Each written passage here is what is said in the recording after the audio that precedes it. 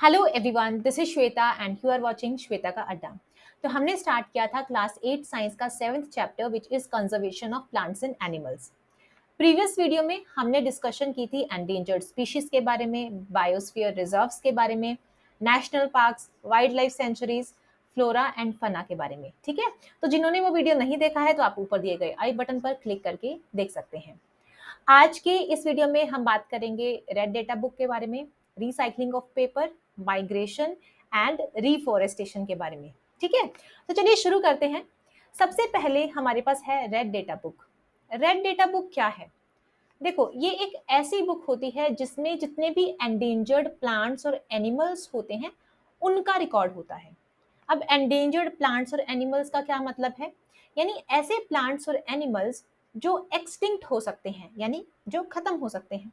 Okay, so red data book is the source book which keeps a record of all the endangered animals and plants. Red Data Book is maintained internationally by an organization. इस book को एक international organisation maintain करती है।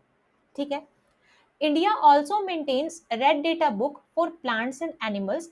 India की भी अपनी एक red data book है और उस बुक के अंदर वो वाले एंडेंजर्ड प्लांट्स और एनिमल्स हैं जो इंडिया के अंदर पाए जाते हैं, यानी इंडिया के अंदर जो प्लांट्स और एनिमल्स एक्सटिंक्ट हो सकते हैं। ठीक है, नेक्स्ट इज माइग्रेशन। माइग्रेशन क्या है? देखो, जैसे ही सीजन चेंज होता है तो आप सब ने देखा होगा बर्ड्स, एनिमल्स एक जगह से दूसरी जगह मूव करना शुरू कर जाते हैं। और ऐसा क्यों होता है, इसके पीछे क्या रीजन है? तो चलिए देखते हैं।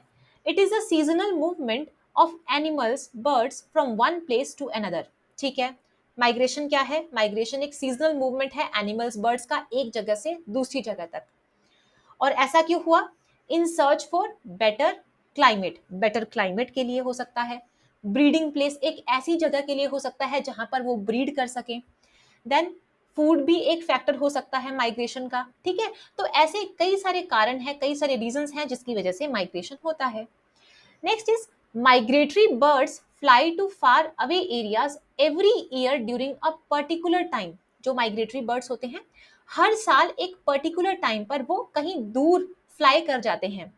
और ऐसा क्यों होता है? क्योंकि कई सारे क्लाइमेटिक चेंजेस होते हैं।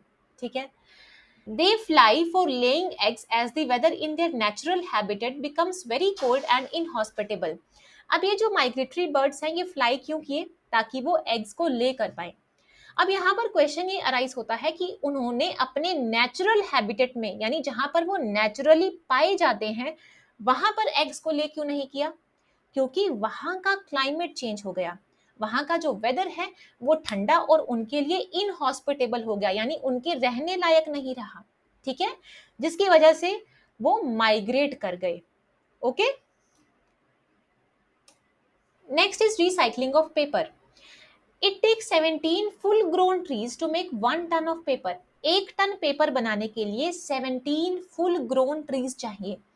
1 टन होता है 1000 kg, यानी 1000 kg पेपर बनाने के लिए 17 ट्रीज को काटना पड़ेगा। इसीलिए कहा गया वी शुड सेव पेपर, हमें पेपर को सेव करना चाहिए। We should save reuse used paper and recycle it.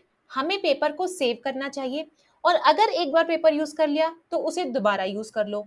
And recycle it, यानी जो भी पेपर वेस्ट है उसे दोबारा यूजेबल फॉर्म में कन्वर्ट कर लो, उसे दोबारा पेपर में कन्वर्ट कर लो जिसे हम यूज कर पाए। ठीक है, by this we can save energy and water needed for manufacturing paper. ऐसा करने से क्या होगा? पेपर बनाने के लिए जितनी भी एनर्जी लगेगी और जितना भी पानी लगेगा वो सब बच जाएगा।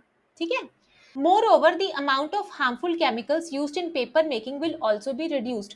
देखो, पेपर बनाने के लिए कई सारे हार्मफुल केमिकल्स का भी यूज होता है और अगर हम पेपर को सेव करेंगे, रीयूज करेंगे और रिसाइकल करेंगे तो इन सारे हार्मफुल केमिकल्स का जो यूज है वो भी कम हो जाएगा।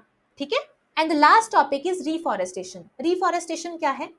देखो, किसी भी एरिया के अंदर ट्रीज को दोबारा लगाना, ठीक है, यानी ट्रीज को रीप्लांट करना किसी एरिया के अंदर, उस प्रोसेस को हम कहते हैं reforestation. The process of replanting an area with trees is termed as reforestation. In India we have the forest conservation act. India के अंदर एक एक्ट है, फॉरेस्ट कंजर्वेशन एक्ट। इस एक्ट का मेन मकसद क्या है? This act is aimed at preservation and conservation of natural forests, यानी नेचुरल फॉरेस्ट्स को प्रिजर्व और कंजर्व किया जाए, okay, as well as meeting the basic needs of the people living in और नियर द फॉरेस्ट्स। फॉरेस्ट्स के अंदर जो people रहते हैं और उन फॉरेस्ट्स के आसपास जो लोग रहते हैं उनकी बेसिक नीड्स को पूरा किया जाए, ठीक है। Reforestation can take place naturally also, reforestation जो है वो नेचुरली भी हो जाता है। कैसे? If the deforested area is left undisturbed, अगर कोई ऐसा एरिया है जहां पर डिफॉरेस्टेशन हुआ है, जहां पर पेड़ों को काटा गया है, अगर उस एरिया को हम अनडिस्टर्ब्ड रहने दें तो क्या होगा, कुछ टाइम के बाद वो अपने आप को री एस्टैब्लिश कर लेगा, ठीक है। So that's all in today's video. मिलते हैं नेक्स्ट वीडियो में एक नए चैप्टर के साथ। Till then stay happy and please don't forget to subscribe my channel.